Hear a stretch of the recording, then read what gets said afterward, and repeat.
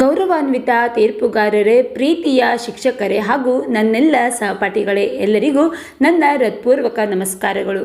ವಿದ್ಯೆಯೇ ಮನುಷ್ಯನ ನಿಜವಾದ ಆಸ್ತಿ ಎಂಬ ಮಾತಿನೊಂದಿಗೆ ಇಂದು ನನಗೆ ನೀಡಿರುವ ಶಿಕ್ಷಣದ ಮಹತ್ವ ಎಂಬ ವಿಷಯದ ಕುರಿತು ನನ್ನ ಅನಿಸಿಕೆಗಳನ್ನು ನಿಮ್ಮ ಮುಂದೆ ಹಂಚಿಕೊಳ್ಳಲು ಇಚ್ಛಿಸುತ್ತೇನೆ.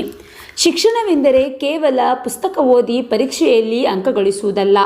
ಶಿಕ್ಷಣ ನಮ್ಮಲ್ಲಿ ಜ್ಞಾನವನ್ನು ಬೆಳೆಸುತ್ತದೆ, ಒಳ್ಳೆಯದು ಮತ್ತು ಕೆಟ್ಟದ್ದನ್ನು ಗುರುತಿಸುವ ವಿವೇಕವನ್ನು ನೀಡುತ್ತದೆ ಹಾಗೂ ನಮ್ಮ ವ್ಯಕ್ತಿತ್ವವನ್ನು ರೂಪಿಸುತ್ತದೆ.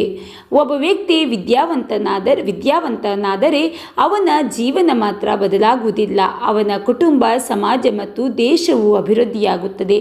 ಆದ್ದರಿಂದಲೇ ಶಿಕ್ಷಣವನ್ನು ದೇಶದ ಅಭಿವೃದ್ಧಿಯ ಪ್ರಮುಖ ಸಾಧನವೆಂದು ಕರೆಯಬಹುದು.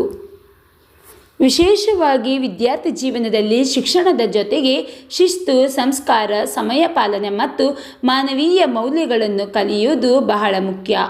ಇಂದಿನ ತಂತ್ರಜ್ಞಾನ ಯುಗದಲ್ಲಿ ಜ್ಞಾನ ಪಡೆಯಲು ನಮಗೆ ಅನೇಕ ಅವಕಾಶಗಳಿವೆ, ಆದರೆ ಆ ಜ್ಞಾನವನ್ನು ಸರಿಯಾದ ರೀತಿಯಲ್ಲಿ ಬಳಸುವ ವಿವೇಕವನ್ನು ಶಿಕ್ಷಣವೇ ನೀಡಬೇಕು.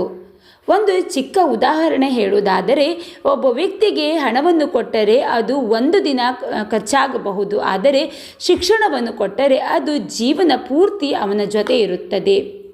ಆದ್ದರಿಂದ ಶಿಕ್ಷಣವು ಕೇವಲ ಉದ್ಯೋಗ ಪಡೆಯುವ ಸಾಧನವಲ್ಲ, ಅದು ಉತ್ತಮ ವ್ಯಕ್ತಿಯಾಗಿ ಜವಾಬ್ದಾರಿಯುತ ನಾಗರಿಕನಾಗಿ ರೂಪಿಸುವ ಒಂದು ಶಕ್ತಿ ಎಂದು ಹೇಳುತ್ತಾ ನನ್ನ ಈ ಎರಡು ಮಾತುಗಳನ್ನು ಮುಗಿಸುತ್ತೇನೆ. ಧನ್ಯವಾದಗಳು.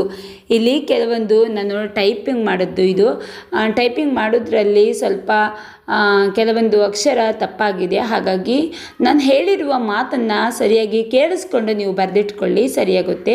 ಹಾಗೆ ಇನ್ನೂ ಕೆಲವೊಂದಿಷ್ಟು ವಿಷಯಗಳನ್ನು ನಾನು ಮುಂದೆ ಬರುವ ವಿಡಿಯೋಸ್ಗಳಲ್ಲಿ ಹಾಕ್ತೀನಿ. ಆಶುಭಾಷಣದ ವಿಷಯ ನೀವು ಕಲ್ತ್ಕೊಳ್ಳಿ. ಯಾಕಂತ ಹೇಳಿದರೆ ಆಶುಭಾಷಣ ವಿಷಯದಲ್ಲಿ ನೀವು ಒಂದೆರಡು ವಿಷಯಗಳನ್ನು ಕಲ್ತ್ಕೊಂಡು ಹೋದರೆ ಸಾಕಾಗೋದಿಲ್ಲ.